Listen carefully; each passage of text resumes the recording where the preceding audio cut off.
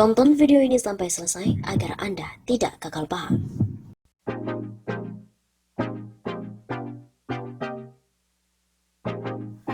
Siapakah inisial M yang disebut sebagai mafia alutsista? Juru bicara Menteri Pertahanan Daniel Ahzar Simanjuntak mengatakan bahwa Prabowo Subianto meminta agar pengamat militer Koni Rahakundini Bakri yang mengungkap sosok Mr. M disebut sebagai mafia alutsista. Sebagaimana diketahui dalam beberapa kesempatan wawancara, Koni beberapa kali menyebutkan nama Mr. M sebagai mafia dalam transaksi alutsista. Menteri Pertahanan Prabowo Subianto sangat berterima kasih bila Bu Koni menyebutkan dan membuka saja siapa mafia yang dia sebut berinisial Mr. M. Ujar Daniel dalam keterangan tertulisnya pada hari Ahad 9 Mei malam. Ia menjelaskan bahwa Koni juga dapat melaporkan tindakan sosok Mr. M kepada KPK maupun kepolisian. Menurutnya langkah ini untuk menghindari rumor dan juga fitnah. Diketahui, Koni juga menyebut adanya industri pertahanan, bayangan, hingga adanya sosok jenderal yang ikut bermain dalam transaksi alutsista. Kasihan, banyak jenderal yang baik-baik di Kemenhan dan TNI yang menginginkan perubahan mendasar dan menguatkan pertahanan RI menjadi lebih baik, namun menjadi korban tuduhan serta rumor yang disampaikan oleh Bu Koni. Jelas Daniel. Selain itu, Koni diminta agar terbuka dalam menyampaikan pernyataan, terlebih dia juga merupakan seorang akademisi. Upaya ini untuk menghindari fitnah terhadap kabar yang beredar. Daniel meminta Koni menyebut mafia-mafia yang dimaksudkan. Terlebih Menhan Prabowo, jelas Daniel telah mendukung agar ditindak secara hukum. Karena ini terkait dengan eksistensi Indonesia sebagai bangsa, kewibawaan Indonesia sebagai negara. Beliau ingin semua upaya modernisasi alutsista dilakukan dengan akuntabel, dengan tetap menjaga kepentingan nasional. Begitu ujarnya.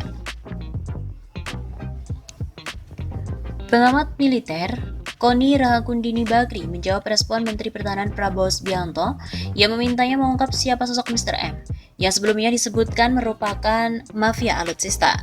Menurut Koni, selaku akademisi bukan menjadi tugasnya untuk mengungkap siapa sosok Mr. M. Koni berujar tugas untuk mengungkap siapa sosok Mr. M sebaliknya ada di Kementerian Pertahanan. Maka menjadi tugas Kemhan bersama-sama dengan KPK dan aparat terkait untuk menggunakan seluruh perangkat yang dimiliki untuk membuka siapa saja Mr. M yang dimaksudkan. Bukan tugas seorang akademisi ataupun intelektual, kata Koni dalam keterangan yang ia berikan pada suara.com Senin 10 Mei. Koni menilai pengungkapan adanya mafia pertahanan termasuk siapa sosok Mr. M merupakan suatu hal yang mudah. Dengan catatan ada kemauan dari Kemenhan untuk menggandeng KPK menelisik persoalan tersebut. Mr. M atau Madam M, Mr. X atau Madam X, atau siapapun merupakan perkara mudah jika Kemhan RI dapat mengundang KPK untuk masuk menelisik tahapan dalam proses chatmeet. Biarkan KPK melakukan tugasnya dengan baik sehingga siapapun yang bermain dapat benar-benar terungkap dan terhentikan. Sebelumnya, Kementerian Pertahanan menjawab isu soal adanya mafia alutsista di Indonesia berinisial Mr. M. Kemhan meminta informannya segera melaporkan KPK agar isunya ini tidak menjadi bola liar. Informan yang dimaksud ialah pengamat militer dan pertahanan Koni Rahakundini Bakri yang beberapa waktu lalu menyebut adanya mafia alutsista berinisial M. Menhan Prabowo Subianto berterima kasih atas pernyataan Koni, tetapi ia ingin agar Koni juga turut menindaklanjuti temuannya tersebut.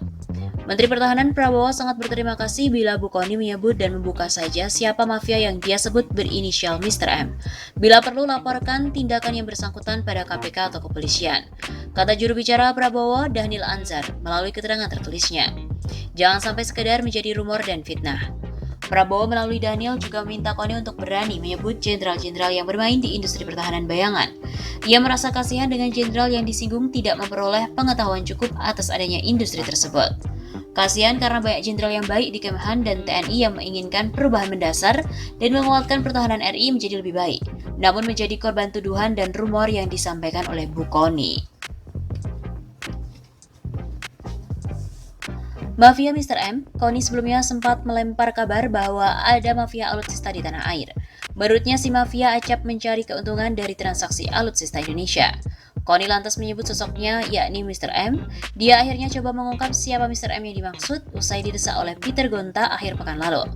Menurutnya pihak-pihak yang mencari keuntungan di dalam negeri sangatlah banyak termasuk yang utama adalah Mr. M. Karena menurut saya terlalu jelimet, terlalu banyak yang bermain. Begitu kata Koni. Sosok Mr. M, kata Koni, sebenarnya mudah untuk dicari. Namun yang menjadi pertanyaan apakah Indonesia serius untuk memberantas mafia alutsista tersebut. Kalau nama nggak akan saya sebut, tinggal cari aja, gampang kok asal mau aja. Dan itu pun asal yang ini semua nggak terlibat. Munculnya sosok Mr. M, tambah Koni, memang menjadi fenomena tersendiri. Sebab dia hadir usai adanya kebutuhan dari user. Ia pun lantas memberikan clue kalau sosoknya tak jauh dari lingkaran di Kementerian Pertahanan. Maka itu, dia kemudian menantang apakah KPK mau bergerak dan serius ingin mengebiri Mr. M itu. Sebab sambung Koni, pemain senjata di tanah air tidak banyak, sehingga mudah diketahui siapa dia sebenarnya. Kalau KPK benar-benar serius, tinggal ditrace saja uangnya kemana. Rekanan dan pemain senjata Indonesia ini kan gak banyak, dan kemudian mau nggak dibuka tentang hal ini. Tutur wanita 56 tahun itu.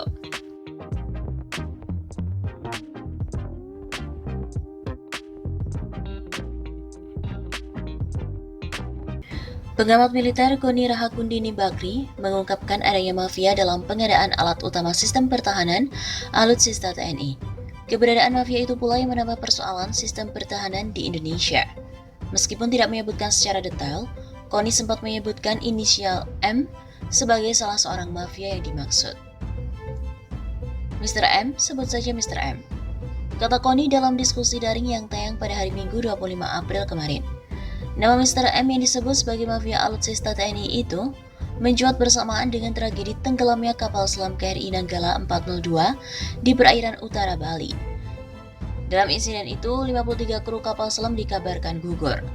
Awalnya Koni bercerita tentang kerjasama antara Korea Selatan dengan Indonesia terkait pembuatan pesawat tempur. Kerjasama itu berbalut Korean Fighter Experiment atau KFX dan juga Indonesia Fighter Experiment atau IFX. Namun belakangan diketahui KFX dan juga IFX itu terancam gagal. Dari pernyataannya, Koni sebenarnya sudah tidak terlalu kaget apabila kerjasama itu menemui jalan buntu. Pasalnya, sejak awal, ia telah mengaku sudah menentang proyek tersebut. Mundur dari tahun 2009 ada dokumen gak bisa bohong. Saya menentang ini gak masuk akal saya, ujar Koni. Menjadi pertanyaan di benak Koni, yakni bagaimana mungkin membangun sebuah kerjasama pesawat tempur yang hasilnya baru selesai 18 tahun kemudian.